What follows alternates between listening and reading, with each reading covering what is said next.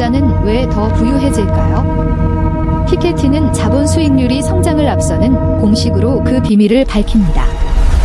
노력만으론 넘기 힘든 부의 대물림, 세습 자본주의의 귀환 앞에서 우리는 더 공정한 미래를 위한 질문을 시작해야 합니다.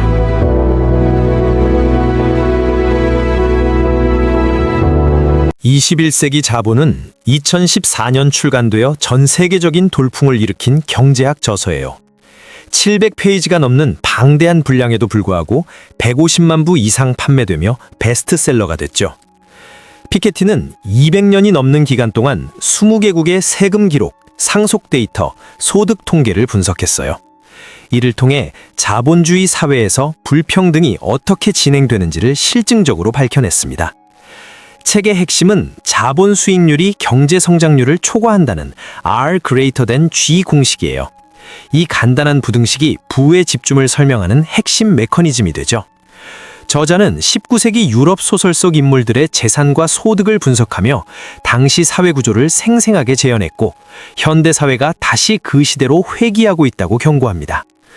21세기 자본은 마르크스의 자본론 이후 가장 영향력 있는 경제서로 평가받으며 불평등 논의의 중심에 섰어요. 여러분, 왜 부자는 더 부자가 되고 가난한 사람은 계속 가난할까요? 이건 단순히 개인의 노력 차이 때문일까요? 아니면 시스템 자체에 문제가 있는 걸까요? 토마 피케티의 21세기 자본은 바로 이 질문에 답하기 위해 쓰인 책이에요. 그리고 그 답은 우리가 믿고 싶었던 것과는 상당히 달라요. 피케티는 프랑스의 젊은 경제학자였어요. 그는 전통적인 경제학 이론에 회의를 품었죠. 대부분의 경제학자들은 자본주의가 발전하면 불평등이 자연스럽게 줄어든다고 믿었거든요. 20세기 중반 미국의 경제학자 사이먼 쿠즈네츠가 제안한 이론이었어요. 경제가 성장하면 초기에는 불평등이 증가하지만 어느 순간을 지나면 다시 감소한다는 거예요. 종 모양의 곡선으로 표현되는 이 이론은 수십 년간 정설로 받아들여졌죠. 하지만 피케티는 의문을 가졌어요. 정말 그럴까? 그는 직접 확인해 보기로 했죠. 그래서 시작한 게 엄청난 규모의 데이터 수집 프로젝트였어요. 프랑스, 영국, 미국, 독일, 스웨덴, 일본 등 20개국의 세금 기록을 찾아냈죠. 18세기부터 21세기까지 무려 200년이 넘는 기간의 자료를 모았어요. 상속세 기록, 소득세 자료, 재산 목록까지 샅샅이 뒤졌습니다. 데이터를 분석하면서 피케티는 놀라운 패턴을 발견했어요. 쿠즈네츠의 이론은 틀렸더라고요. 불평등 감소는 자본주의의 자연스러운 결과가 아니었어요. 20세기 중반에 불평등이 줄어든 건 특수한 상황 때문이었죠. 두 차례의 세계대전, 대공황, 높은 세율, 강력한 노동조합 등이 부의 집중을 깨트렸던 거예요. 일종의 예외적 시기였던 셈이죠. 전쟁이 끝나고 평화가 찾아오면서 어떤 일이 벌어졌을까요? 불평등은 가시 증가하기 시작했어요. 1970년대 이후 특히 심해졌죠. 미국, 영국 같은 앵글로색슨 국가들에서 두드러졌어요. 최상위 1%가 차지하는 소득 비중이 급격히 늘어났거든요. 1970년대 미국에서 상위 1%의 소득 비중은 8% 정도였어요. 2010년에는 20%에 육박했죠. 영국도 비슷한 패턴을 보였어요. 피케티는 이 현상을 설명하는 핵심 공식을 제시했어요. 바로 R greater than G라는 부등식이에요. 여기서 R은 자본 수익률을 의미해요. 주식, 부동산, 채권 같은 자산에서 얻는 수익률이죠. G는 경제 성장률이에요. 국내 총생산이 얼마나 늘어나는지를 나타내는 지표예요. 피케티가 200년간의 데이터를 분석한 결과 R은 평균적으로 연 4%에서 5% 정도였어요. 반면 G는 1%에서 2% 수준이었죠. 즉, 자본 수익률이 경제 성장률보다 항상 높았던 거예요. 이게 무슨 의미일까요? 간단한 예를 들어볼게요. 갑이라는 사람이 1억 원의 재산을 가지고 있어요.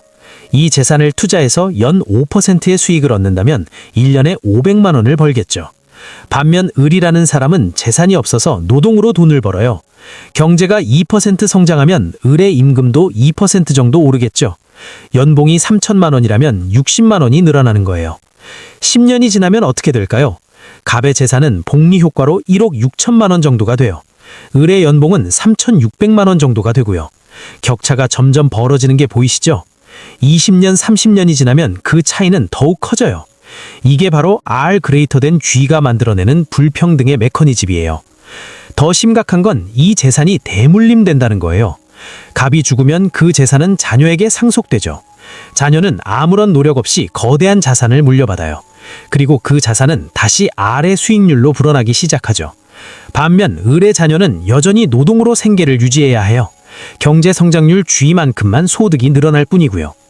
피케티는 이런 구조가 19세기와 20세기 초반에 극에 달했다고 분석했어요. 당시 유럽 사회에서 상위 10%가 전체 부의 90%를 차지했거든요. 상위 1%만 해도 50%에서 60%를 소유했죠. 엄청난 집중이었어요. 이 시대를 이해하려면 발자크나 제인 오스틴 같은 작가들의 소설을 읽어보면 돼요. 피케티는 책에서 이 소설들을 자주 언급해요. 발자크의 고리오 영감에는 라스티냐크라는 젊은이가 나와요. 그는 야심찬 청년이죠. 법률을 공부해서 성공하려고 해요. 그런데 어느 날 보트랭이라는 인물이 그에게 충고를 하죠. 변호사가 되어 성공해봐야 고작 5천 프랑 정도 벌 거야. 하지만 부유한 여자와 결혼하면 100만 프랑을 손에 넣을 수 있어. 보트랭의 말은 냉소적이지만 당시 현실을 정확히 반영했어요. 노동으로 부자가 되는 건 거의 불가능했죠. 상속이나 결혼을 통해서만 부를 얻을 수 있었어요. 제인 오스틴의 소설들도 마찬가지예요. 오만과 편견의 베넷 가족, 이성과 감성의 데시우드 자매들, 모두 상속재산에 목숨을 걸죠. 당시 영국에서 연간 1000파운드의 임대 수입이 있으면 상류층이었어요. 이건 노동으론 절대 벌 수 없는 금액이었죠. 오직 상속재산을 통해서만 가능했어요. 피케티는 이 시대를 세습 자본주의라고 불렀어요. 태어날 때부터 운명이 정해지는 사회였죠. 능력이나 노력은 거의 의미가 없었어요. 중요한 건 어떤 집안에서 태어났느냐였어요. 그런데 20세기에 들어서면서 상황이 바뀌기 시작했어요. 첫 번째 세계대전이 터졌죠. 전쟁은 엄청난 파괴를 가져왔어요. 유럽의 많은 자본이 파괴됐죠. 공장, 건물, 인프라가 폭격으로 사라졌어요. 부유층의 해외 자산도 많이 손실됐고요. 1929년 대공황이 왔어요. 주식시장이 폭락했죠. 많은 부자들이 재산을 잃었어요. 그리고 1939년 제2차 세계대전이 시작됐죠. 또다시 대규모 파괴가 일어났어요. 전쟁이 끝나고 유럽의 자본 축적량은 19세기 수준의 반도 안 됐어요. 여기에 정치적 변화가 더해졌어요. 전쟁을 치르면서 각국 정부는 세금을 대폭 올렸죠. 부자들에게 높은 세율을 적용했어요. 미국에선 1940년대와 50년대에 최고 소득세율이 90%를 넘었어요. 상속세율도 70%, 80%까지 올라갔죠. 영국도 비슷했어요. 이런 정책들이 부의 집중을 깨트렸어요. 거대한 상속재산이 사라지기 시작했어요. 대신 노동소득의 중요성이 커졌죠. 열심히 일하면 중산층이 될 수 있는 사회가 온 거예요. 1950년대와 60년대 미국에선 이런 분위기가 팽배했죠. 아메리칸 드림이 가능했던 시기예요. 하지만 피케티는 이게 일시적인 현상에 불과했다고 지적해요. 특수한 상황이 만들어낸 예외였던 거죠. 평화가 정착하고 경제가 안정되면서 R greater than G 법칙이 다시 작용하기 시작했어요. 자본 축적이 재개됐죠. 1970년대부터 신자유주의 물결이 밀려왔어요. 레이건과 대처를 대표하는 정치인들이 감세 정책을 펼쳤죠. 최고 세율이 크게 낮아졌어요. 미국의 최고 소득세율은 30%대로 떨어졌고요. 규제 완화도 이루어졌어요. 금융시장이 자유로워졌죠. 이런 변화는 자본소득자들에게 유리했어요. 주식, 부동산 가격이 폭등했거든요. 금융기법도 발전했고요. 자본을 가진 사람들은 더 높은 수익률을 올릴 수 있게 됐죠. 반면 노동자들의 협상력은 약화됐어요. 노동조합이 쇠퇴했고 임금 상승률은 둔화됐어요. 결과는 어땠을까요? 불평등이 다시 증가하기 시작했어요. 특히 미국과 영국에서 두드러졌죠. 피케티의 데이터에 따르면 미국 상위 10%의 소득 비중은 1970년 35%에서 2010년 50%로 늘어났어요. 상위 1%만 봐도 8%에서 20%로 증가했고요. 더 충격적인 건 이 증가가 주로 최상위층에서 일어났다는 거예요. 상위 0.1%, 즉 1000분의 1에 해당하는 극소수가 엄청난 부를 축적했죠. 이들의 소득 비중은 1970년 2%에서 2010년 8%로 늘어났어요. 4배나 증가한 거예요. 이 사람들은 누구일까요? 대부분 최고 경영자나 금융업 종사자예요. 그들의 연봉은 천문학적 수준이죠. 연간 수백만 달러, 때로는 수천만 달러를 벌어요. 피케티는 이런 슈퍼 연봉이 정당화되기 어렵다고 지적해요. 그들의 생산성이 정말 그만큼 높은 걸까요? 피케티는 회의적이에요. 최고 경영자의 보수는 시장 원리보다는 권력 관계에 의해 결정된다고 봐요. 이사회가 경영자의 연봉을 정하는데 이사회 구성원들도 비슷한 계층이죠. 서로 봐주기식으로 높은 보수를 책정한다는 거예요. 이걸 피케티는 경영자 권력의 증가라고 표현했어요. 하지만 미국과 영국만큼 불평등이 심하지 않은 나라들도 있어요. 프랑스, 독일, 스웨덴, 일본 같은 곳들이죠. 이 나라들도 불평등이 증가하긴 했지만 속도가 훨씬 느려요. 왜 그럴까요? 피케티는 제도의 차이를 강조해요. 유럽 대륙 국가들은 여전히 높은 세율을 유지하고 있어요. 사회 안전망도 탄탄하죠. 노동조합의 힘도 상대적으로 강하고요. 이런 제도들이 불평등 증가를 억제한다는 거예요. 일본은 또 다른 사례예요. 일본도 불평등이 증가했지만 미국만큼은 아니에요. 일본 기업 문화에서 최고 경영자의 보수가 상대적으로 낮게 책정되기 때문이죠. 사회적 규범이 역할을 하는 셈이에요. 하지만 피케티는 이런 차이가 영구적이라고 보지 않아요. 장기적으로는 R greater than G 법칙이 모든 나라에서 작동할 거라고 예측해요. 자본 축적이 계속되면 불평등은 심화될 수밖에 없다는 거죠. 실제로 21세기 들어 전 세계적으로 자본의 비중이 늘어나고 있어요. 국민소득 대비 자본의 비율을 보면 알 수 있죠. 19세기 말 수준으로 돌아가고 있어요. 선진국에서 이 비율은 600%, 700%에 달해요. 1년 국민소득의 6배, 7배에 해당하는 자본이 축적돼 있다는 것이에요. 이 자본의 대부분은 누가 소유하고 있을까요? 당연히 부유층이에요. 상위 10%가 전체 자본의 60%에서 70%를 차지하죠.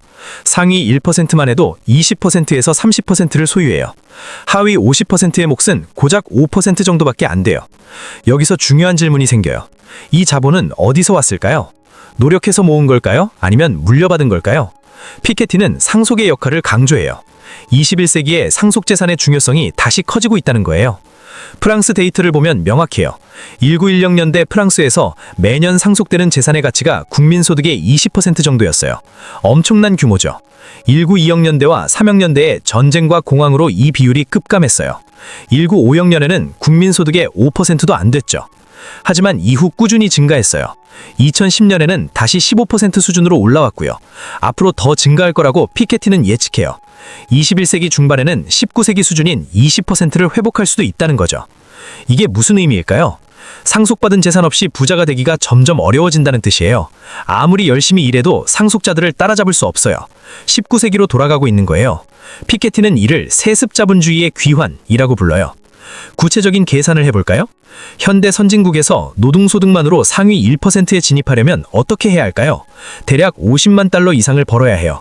최고 경영자나 스타 변호사, 의사 정도는 돼야 하죠. 그것도 경력의 정점에서요. 반면 상속으로 상위 1%에 들어가려면 어떨까요? 1000만 달러 정도의 재산을 물려받으면 돼요.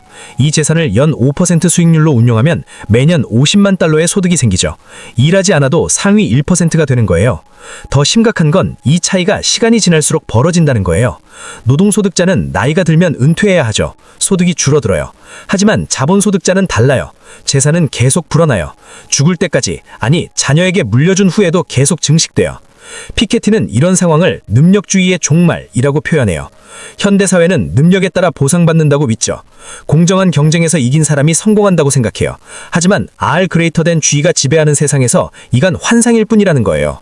실제로 부의 대물림은 점점 강화되고 있어요. 미국 아이비리그 대학들을 보면 알 수 있죠. 학생들의 가족 배경을 조사하면 상위 1% 출신이 압도적으로 많아요. 명문대 학위를 받으면 좋은 직장에 들어가죠.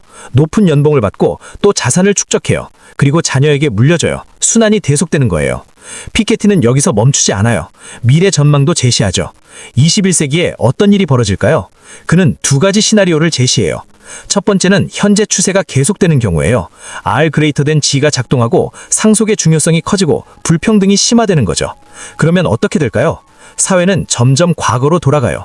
신분제 사회까지는 아니더라도 출생이 운명을 결정하는 사회가 되는 거예요. 이게 왜 문제일까요? 첫째, 경제적으로 비효율적이에요. 재능 있는 사람이 기회를 얻지 못하면 경제 전체가 손해를 보죠. 둘째, 정치적으로 위험해요. 소수가 막대한 부를 독점하면 민주주의가 제대로 작동하지 않아요. 부자들이 정치 과정을 좌우할 수 있거든요. 셋째, 사회적으로 불안정해져요. 불평등이 심하면 갈등이 커지고 사회 통합이 어려워져요. 그렇다면 해법은 뭘까요? 피케티는 글로벌 누진 자본세를 제안해요. 이게 뭔지 설명해 볼게요. 누진세는 세율이 누진적으로 증가하는 세금이에요.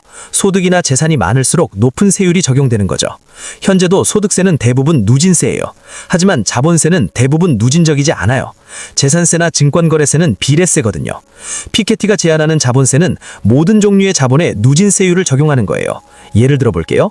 100만 유로 이하의 자산은 0%, 100만 유로에서 500만 유로 사이는 1%, 500만 유로 이상은 2%, 10억 유로 이상은 5% 이런 식이죠. 이렇게 하면 어떤 효과가 있을까요? 첫째, 부의 집중을 억제할 수 있어요. 자본 수익의 일부를 세금으로 거두면 R이 낮아지죠. R greater than G의 격차가 줄어드는 거예요. 둘째, 세수를 늘릴 수 있어요. 이 돈으로 교육, 의료 같은 공공 서비스를 강화할 수 있죠. 셋째, 재산의 투명성이 높아져요. 세금을 매기려면 자산 현황을 파악해야 하거든요. 조세 피난처에 숨겨진 재산도 드러나게 돼요. 하지만 이 제안에는 큰 걸림돌이 있어요. 바로 국제협력이 필요하다는 거죠. 한 나라만 자본세를 높이면 어떻게 될까요? 자본이 해외로 도피해요. 부자들이 재산을 다른 나라로 옮기는 거죠. 그래서 피케티는 글로벌 자본세를 강조해요. 전 세계가 동시에 시행해야 한다는 거예요. 현실적으로 가능할까요? 피케티도 어렵다는 걸 인정해요. 국가 간 이해관계가 다르고 조세 피난처 문제도 있고 정치적 의지도 부족하죠. 하지만 불가능하지는 않다고 봐요. 역사적으로 큰 변화는 위기 후에 왔거든요. 20세기 초 고율의 누진세도 세계대전 이후에 도입됐죠. 피케티는 유럽연합에서부터 시작할 수 있다고 제안해요. 유럽 국가들이 먼저 공동 자본세를 도입하고 점차 확대하는 거죠. 미국도 설득해야 하고 중국, 인도 같은 신흥국도 참여시켜야 해요. 쉽지 않지만 시도할 가치는 있다는 거예요. 물론 비판도 많아요. 보수 경제학자들은 피케티의 분석 자체를 문제 삼아요. 데이터 해석이 편향됐다고 주장하죠. 특히 R greater than G 공식이 너무 단순하다고 비판해요. 경제는 더 복잡한데 하나의 공식으로 설명할 수 없다는 거예요. 또 자본세가 경제 성장을 저해한다는 비판도 있어요. 세금을 높이면 투자 의욕이 꺾인다는 거죠.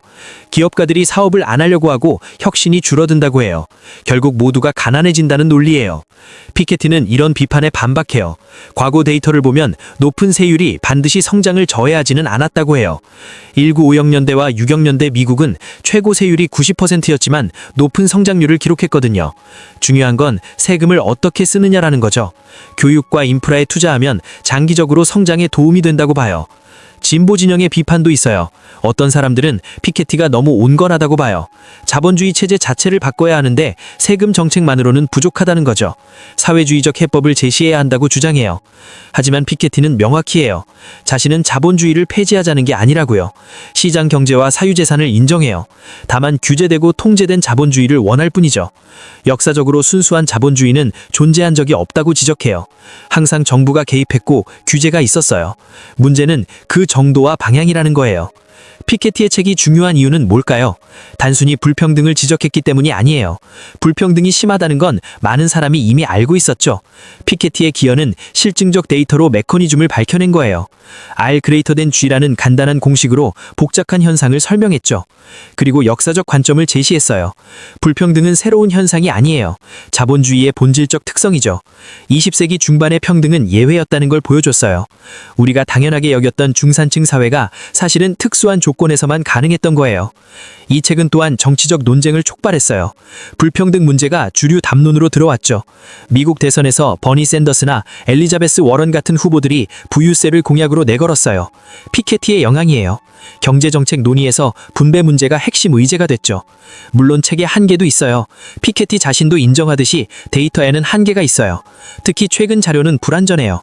부자들이 재산을 숨기는 경우도 많고요. 또 문화적, 제도적 차이를 충분히 다루지 못했다는 비판도 있어요. 하지만 이런 한계에도 불구하고 21세기 자본은 우리 시대의 필독서예요. 왜냐하면 우리가 사는 경제 시스템을 이해하는 데 필수적이기 때문이죠. 개인의 노력만으로는 설명할 수 없는 구조적 문제를 보여줘요. 생각해보세요. 여러분이 아무리 열심히 일해도 재벌 상속자를 따라잡을 수 없다면, 그게 노력이 부족해서가 아니라 시스템이 그렇게 설계돼 있다면, 이게 피케티가 던지는 질문이에요. 그렇다고 포기하라는 게 아니에요. 오히려 반대예요. 시스템을 이해해야 바꿀 수 있거든요. 무엇이 문제인지 알아야 해법도 찾을 수 있죠. 피케티는 데이터와 분석으로 문제를 명확히 했어요. 이제 해법을 찾는 건 우리 몫이에요. 현실적으로 글로벌 자본세는 어려울 수 있어요. 하지만 다른 방법들도 있죠. 교육 기회 확대, 노동 권리 강화, 상속세 개선, 조세 피난처 규제 등등요. 각국이 할 수 있는 일들이 있어요. 중요한 건 방향성이에요. 우리가 어떤 사회를 원하느냐는 거죠. 소수의 자본가가 지배하는 세습 사회로 갈 건가요? 아니면 기회가 평등한 능력 사회를 만들 건가요? 이건 경제 문제이기도 하지만 정치적, 윤리적 선택이기도 해요. 피케티는 낙관적이지도 비관적이지도 않아요. 현실을 직시하자는 거죠. 21세기는 19세기로 돌아갈 수도 있고 새로운 평등 사회를 만들 수도 있어요. 어떻게 될지는 우리의 선택에 달렸죠. 역사는 결정도 있지 않아요. 20세기의 세계대전과 대공황이 불평등을 줄였지만 그건 너무 큰 대가였죠. 이번에는 그런 재앙 없이 변화를 만들 수 있을까요? 민주적 과정을 통해 람리적 정책으로 불평등을 해결할 수 있을까요? 피케티는 가능하다고 봐요. 하지만 쉽지 않다는 것도 알아요. 기득권의 저항이 있을 거고 이념 대립도 있을 거예요. 국제협력도 어렵고요. 그럼에도 시도해야 한다는 게 그의 메시지예요. 왜냐하면 불평등이 계속 심화되면 사회가 지속 불가능해지기 때문이에요. 경제적으로도 문제지만 정치적, 사회적으로 더 큰 문제가 생기죠. 민주주의가 형해화되고 사회 갈등이 격화되고 신뢰가 무너져요.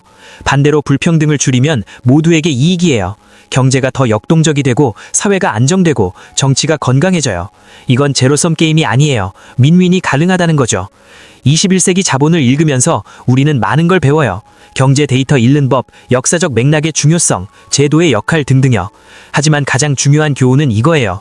경제는 자연 법칙이 아니라 인간이 만든 시스템이라는 거죠. 따라서 바꿀 수 있어요. R greater G는 물리 법칙이 아니에요. 정책으로 조정할 수 있죠. 상속이 모든 걸 결정하는 사회도 필연이 아니에요. 다르게 설계할 수 있어요. 문제는 지식과 의지예요. 무엇이 문제인지 알고 바꾸려는 의지가 있느냐는 거죠. 피케티는 우리에게 지식을 줬어요. 200년의 데이터를 정리하고 분석해서 불평등의 메커니즘을 명확히 보여줬죠. 이제 의지는 우리에게 달렸어요. 이 지식을 가지고 무엇을 할 건가요? 개인적으로는 현명한 선택을 해야겠죠. 교육에 투자하고 저축하고 자산을 관리하고요. 하지만 그것만으론 부족해요. 집단적 행동도 필요해요. 정치에 참여하고 정책을 감시하고 목소리를 내야 해요. 젊은 세대에게 이 책은 특히 중요해요. 왜냐하면 이들이 21세기를 살아갈 주인공이기 때문이죠. 어떤 미래를 맞이할진 지금의 선택에 달렸어요.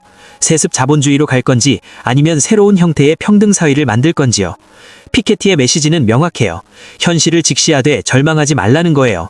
문제를 이해하되 포기하지 말라는 거죠. 데이터는 냉정하지만 미래는 열려 있어요.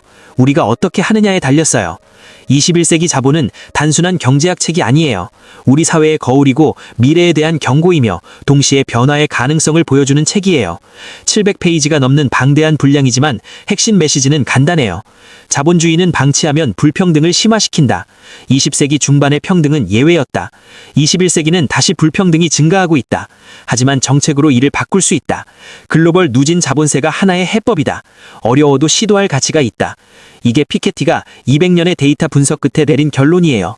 동의하든 안든 이 책은 우리 시대의 가장 중요한 경제 논쟁을 촉발했어요. 그리고 그 논쟁은 지금도 계속되고 있죠. 우리는 역사의 갈림길에 서 있어요. 어느 길로 갈지는 우리가 정해요. 피케티는 지도를 그려줬어요. 이제 걸어가는 건 우리 몫이에요.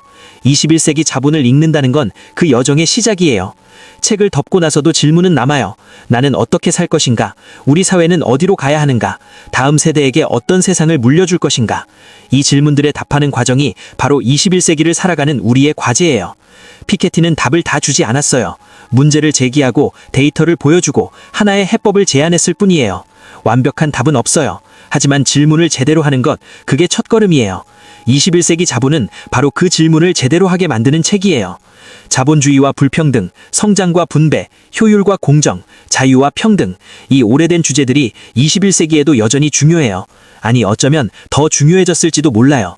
피케티는 우리에게 이 주제들을 새롭게 생각하게 만들어요. 그리고 무엇보다 희망을 줘요. 비관적인 발망에도 불구하고 변화는 가능하다는 희망이요. 역사는 결정도 있지 않아요. 우리가 만들어가는 거예요. 데이터는 과거를 보여주지만 미래는 우리 손에 있어요. 이게 21세기 자본이 우리에게 주는 가장 중요한 메시지 아닐까요? 현실을 직시하되 가능성을 믿는 것, 문제를 인정하되 해법을 찾는 것, 개인의 노력과 집단의 행동을 결합하는 것, 이 모든 게 이 책이 우리에게 던지는 과제예요.